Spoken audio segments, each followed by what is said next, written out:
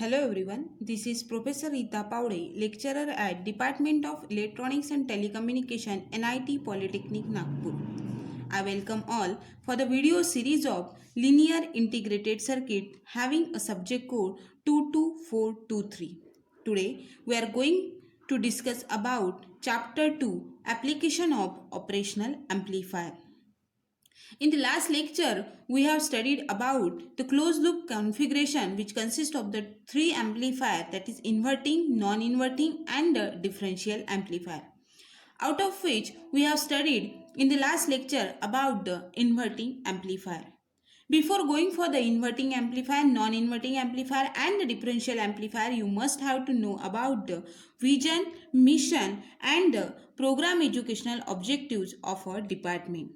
Let's go through the vision of our department.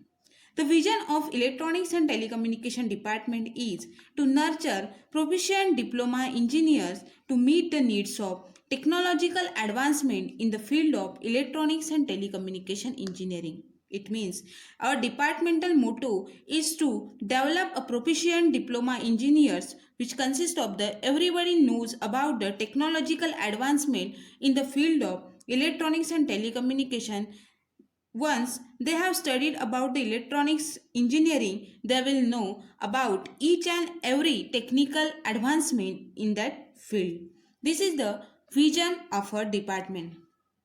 Then, what's the mission of Electronics and Telecommunication Department?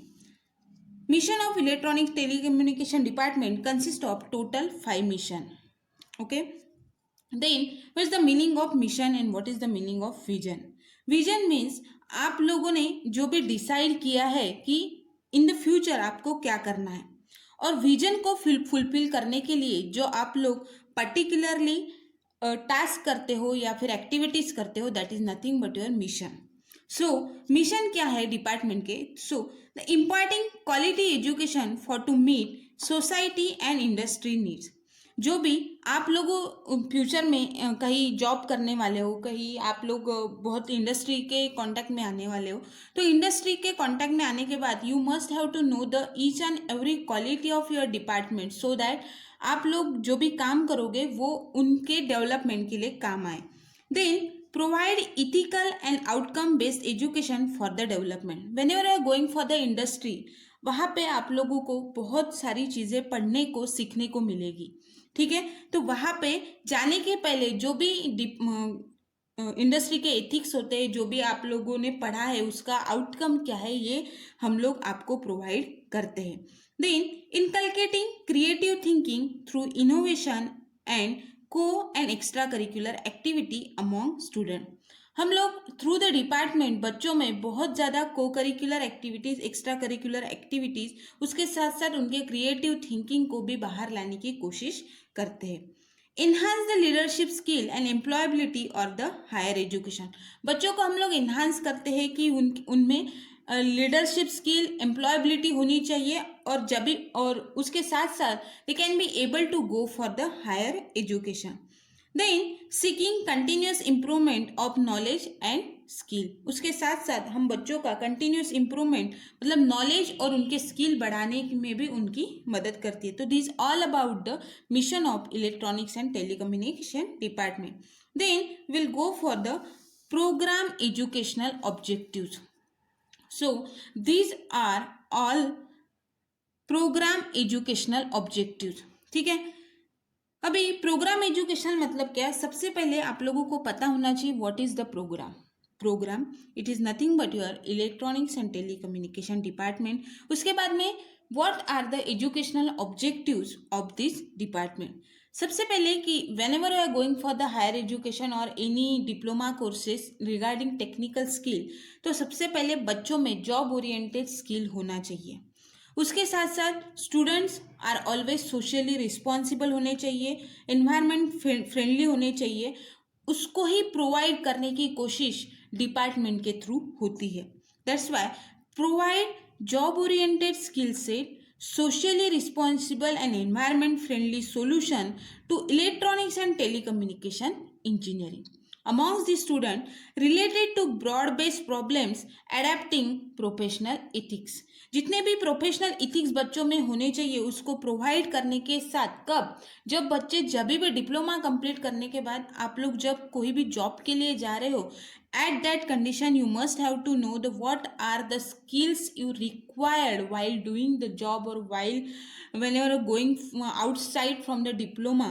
तब आप लोगों में ये सब चीज़ें होनी चाहिए, यही हम लोग प्रोवाइड करने की कोशिश करते.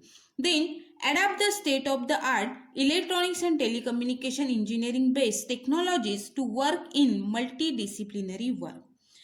आपके यहाँ से जाने वाला स्टूडेंट या फिर डिपार्टमेंट से बाहर पढ़ने वाला स्टूडेंट या फिर कोई भी particular objective whenever go outside from the department, he must have to know what are the state of adopt the state of the art means आप लोग पूरी जितनी भी टेक्नोलॉजिकल एडवांसमेंट हो या फिर टेक्निकल इथिक्स हो या फिर प्रोफेशनल इथिक्स हो बच्चों में, ये सब उनमें अडाप्ट करने की एक एबिलिटी होनी चाहिए. अडाप्ट द उसके साथ साथ ये जैसे इन्होंने अडाप्ट कर ली सारी की सारी चीज़ें, then that student will work in multidisciplinary state. मतलब वो कोई भी टाइप का वर्क करने के लिए आगे बढ़ना चाहिए. इसके साथ साथ if he wants to go, if he or she wants to go for the higher education, will also motivate that kind of student to go for the higher education and work for the development of a country as well as a state.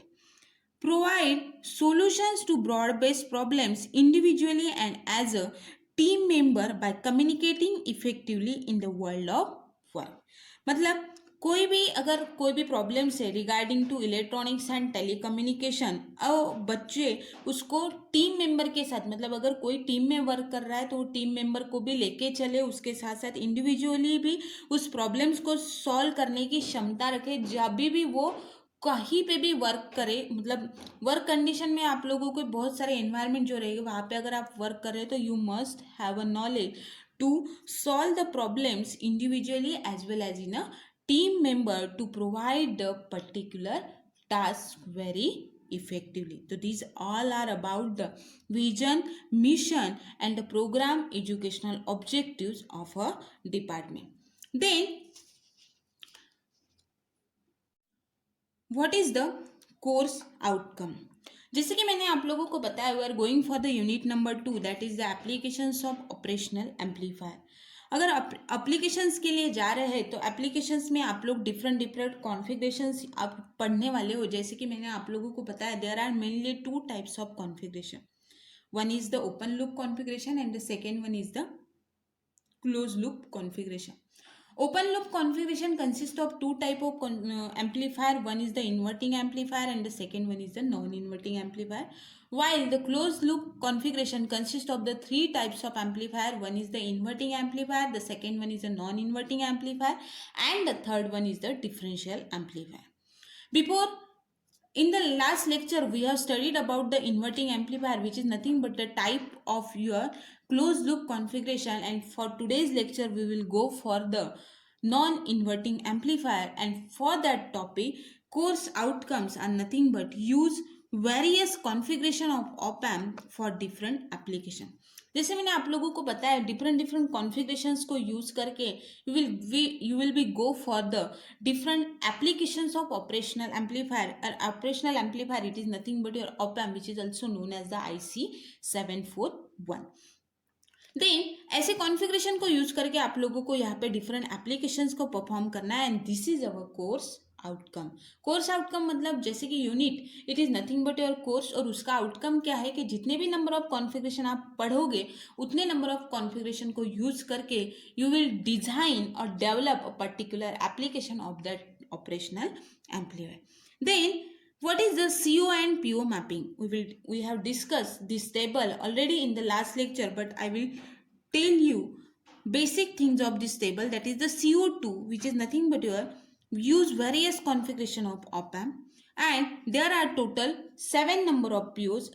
What number of POs and what is the meaning of that PO1 to PO7 we have discussed in the last lecture.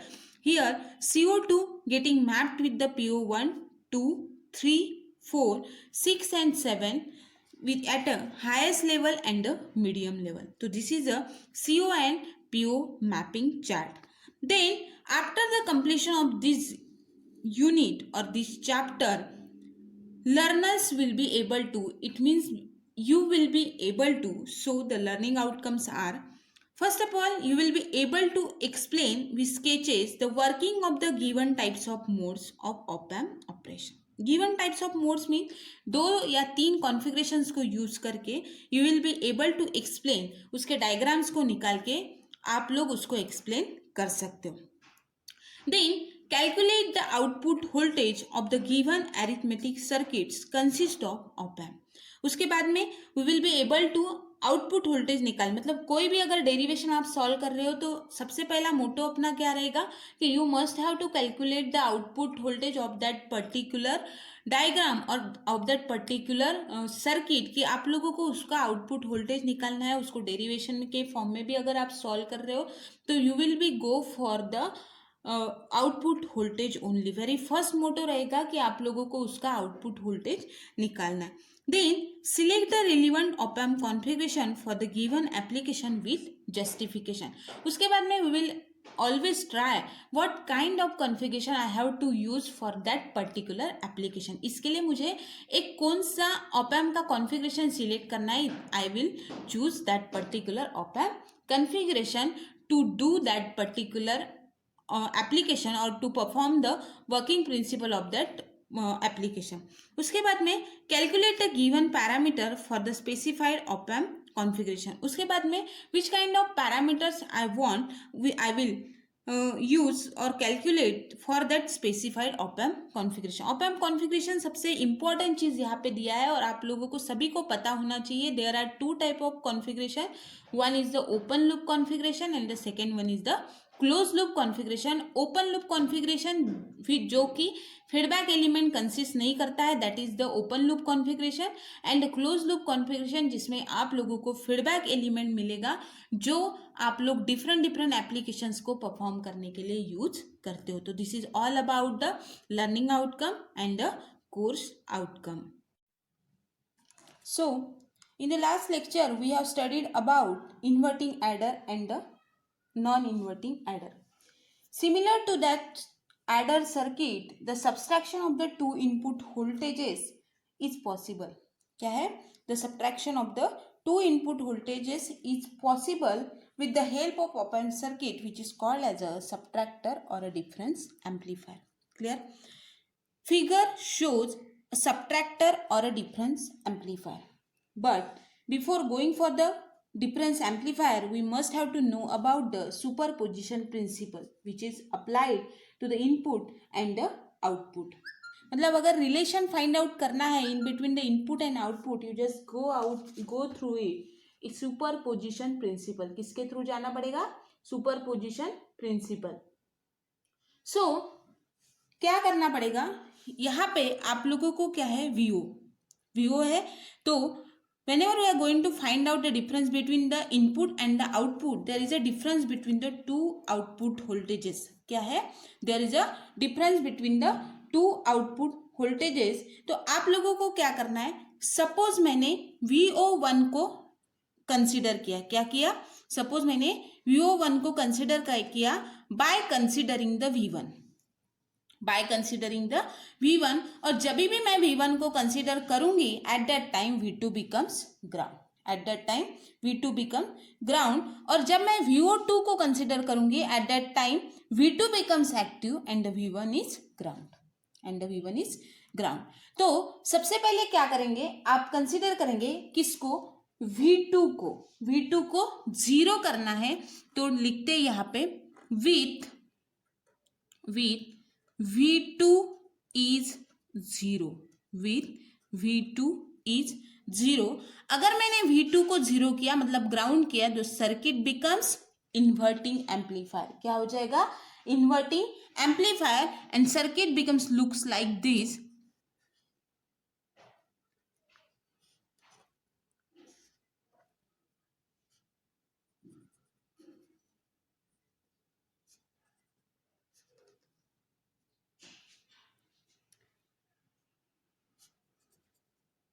यही circuit आपको ऐसा दिखेगा, ये ground, ये भी ground, minus plus, और यहाँ पे आप लोगों को रहेगा क्या, input, that is V1 and this is a VO1 and this is a VO1 as it is a inverting amplifier. क्या है, इन्वर्टिंग एम्पलीफायर। तो आप लोगों को इन्वर्टिंग एम्पलीफायर का इक्वेशन पता है आउटपुट वोल्टेज के लिए, since VO1 is equals to minus this is RF, R1, R2, RF। तो आपको क्या मिलेगा, minus RF upon R1 into V1 बराबर है। VO1 के लिए क्या इक्वेशन मिलेगा, VO1 is equals to minus RF upon R1. Now we will consider V2 is active and V1 is 0. Now with V1 is 0 and here it is the non-inverting amplifier बराबर है, non inverting amplifier and circuit becomes looks like this.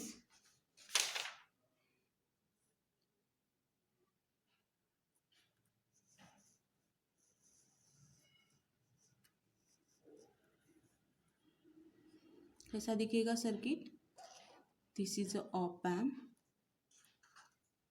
Output, this is non-inverting terminal, this is non-inverting terminal, here the non-inverting terminal becomes ground and the inverting terminal is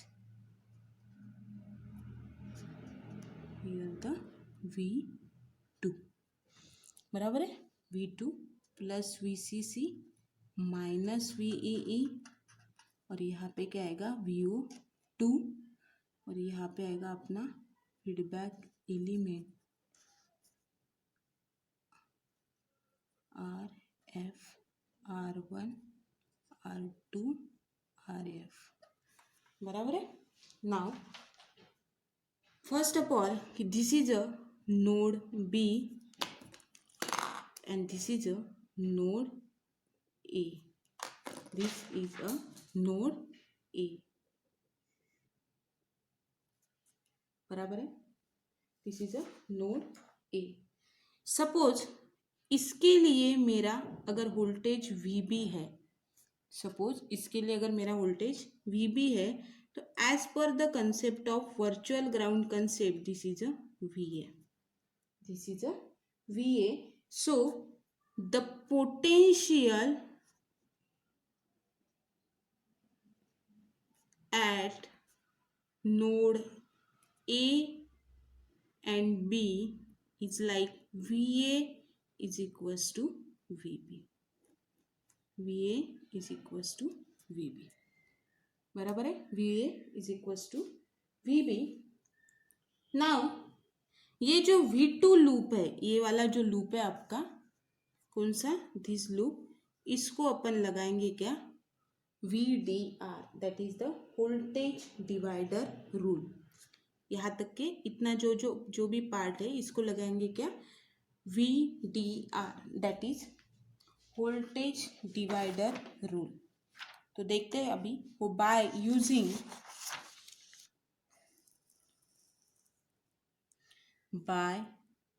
using voltage division rule eight node B, eight node B। तो आपके पास कौन सा circuit है यहाँ पे,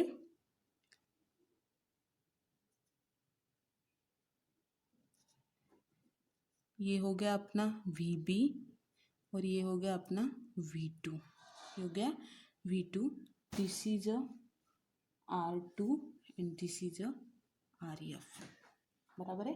सो by using voltage division rule आप लोगों को क्या मिलेगा, since VB is equals to V B is equals to, नीचे की वैल्यू सबसे ऊपर डिनोमिनेटर में, सॉरी न्यूमरेटर में, and R F upon R F plus R to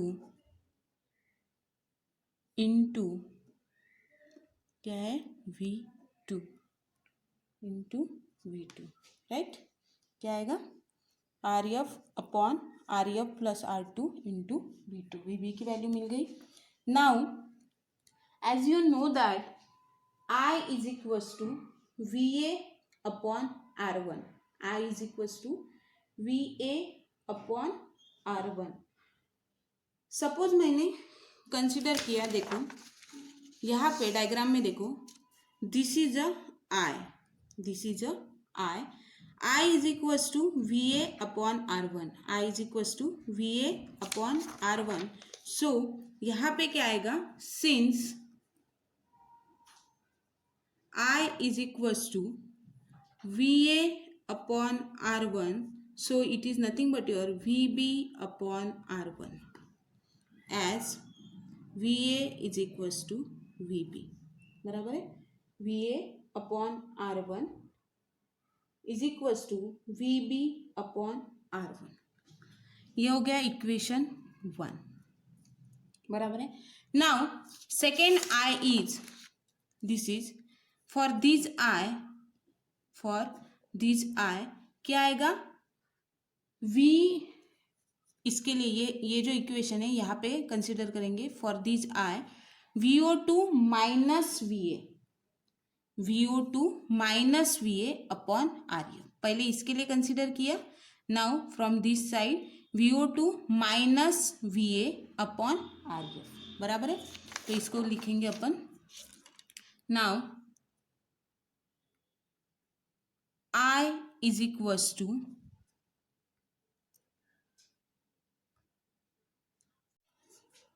now I is equals to क्या था, VO2 minus VA upon RF। As we know that VA is equals to VB, put here VO2 minus VB upon RF. This is the equation 2, बराबर है। I is equals to VA upon R1 is equals to VB upon R1. So I is equals to VO2 minus VA upon R1 is equals to VO2 minus VB upon R1. By equating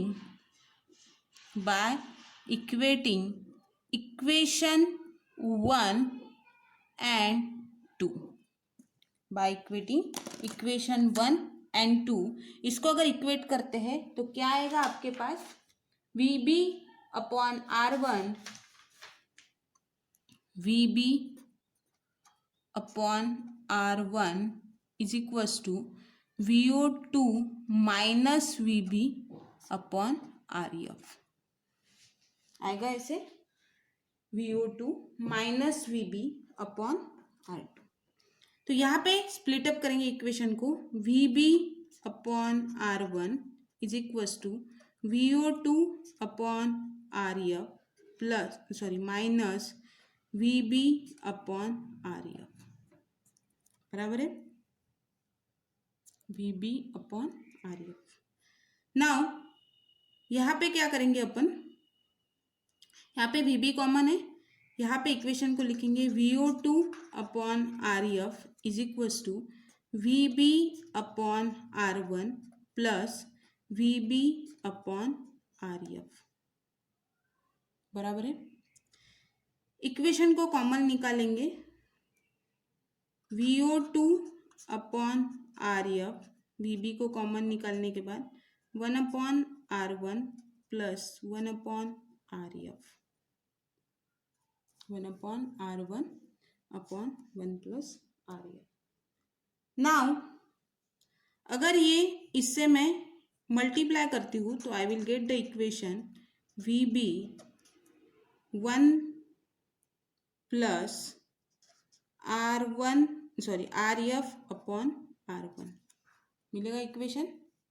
इस RF से अगर in term को multiply करूँगी तो यहाँ पे RF upon R1, RF upon RF, RF RF get cancel, तो यहाँ पे बचेगा 1 प्लस RF अपॉन R1, बराबर है। नाउ यहाँ पे इक्वेशन क्या मिला, we will get the value of V B, V B की वैल्यू है अपने पास यहाँ पे, तो put this value of V B in this equation, here it is a equation 3. Now put the value of VB in equation 3, बराबर है। यहाँ पे VB की वैल्यू अपने पास है, तो यहाँ पे इक्वेशन मिलेगा VO2 is equals to 1 plus RF upon R1 into VB की वैल्यू है RF upon R1 plus R2 into V2 this is a equation for second amplifier. Now आप लोगों को कंसिडर करना है क्या, सुपर पोजिशन प्रिंसिपल। क्या कंसिडर करना है, सुपर पोजिशन प्रिंसिपल।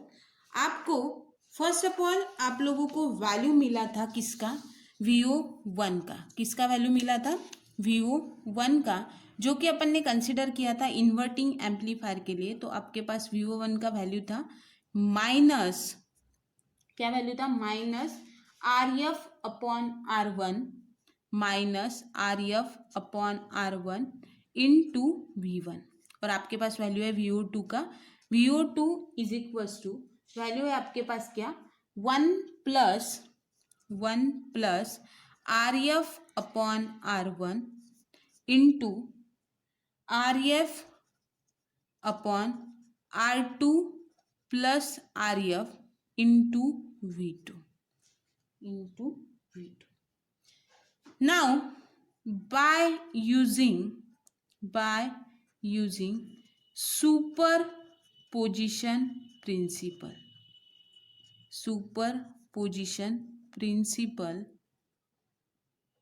किसके लिए, फॉर आवर दिस वैल्यू, किसके लिए, इसके लिए सुपरपोजिशन प्रिंसिपल को यूज करते, तो आप लोगों को मिलता है क्या, VO is equals to VO1 minus VO2, VO1 minus VO2। तो VO1 की वैल्यू क्या है, minus RF upon R1 minus RF upon R1 into V1 minus यहाँ पे 1 plus RF upon R1 into RF upon R2 plus RF into V2 बराबर है। तो यहाँ पे सॉरी, यहाँ पे सुपरपोजिशन प्रिंसिपल में प्लस आता, सॉरी, यहाँ पे प्लस, ठीक है। Now if the resistances are, अगर मैंने पूरे के पूरे रेजिस्टेंस को, कौन से, R1 is equals to R2 को अगर कंसिडर किया, इस R1 को R2 इज इक्वल्स टू अगर मैंने R1 कंसिडर किया, तो if the resistances are selected as R1 is equals to R2, R1 is equals to R2, तो आप लोगों को क्या इक्वेशन मिलेगा, यहाँ पे क्या इक्वेशन मिलेगा, VO is equals to minus RF upon R1 plus, sorry, V1 plus 1 plus RF upon R1, 1 plus RF upon R1 into क्या मिलेगा, RF upon R1 plus RF into V2 into, ये यहाँ पे अपन ने R2 की जगह पे क्या पुट किया, R1। So we will get the value as, कैसा मिलेगा, minus RF upon R1 into V1 plus, यहाँ पे ऐसे कंसिडर करते, R1 plus RF upon R1, इसको स्प्लिट किया मैंने, into RF/R1 plus RF into V2. This R1 plus RF getting cancel. क्या हो जाएगा? ये कैंसिल हो जाएगा. बराबर है. देन आपके पास टर्म क्या बचा? RF/R1. So will get minus RF/R1 into V1 plus RF/R1 into V2. इसको अपन इधर लेके आते हैं इस टर्म को, तो इक्वेशन मिलेगा क्या? RF/R1 into V2 minus RF/R1 into V1. बराबर है. Minus RF/R1 minus V1 and will get the equation VO. RF and RF को कॉमन करेगा. RF/R1 को कॉमन निकालने के बाद will get the equation V2 minus V1. So the output voltage is proportional to the difference between the two input voltage. Is proportional to the two input voltage. Hence अगर मैंने उसी को consider किया फिर से, again I will consider as a R1 is equals to R2 is equals to RF.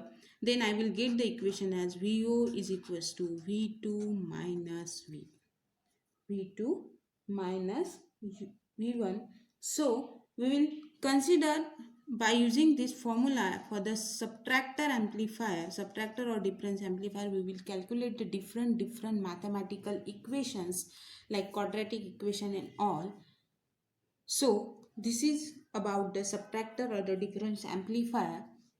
In the next lecture, we will study about integrator and the differentiator, which are nothing but the applications of op-amp. Thank you so much for listening this lecture very carefully. Thank you so much.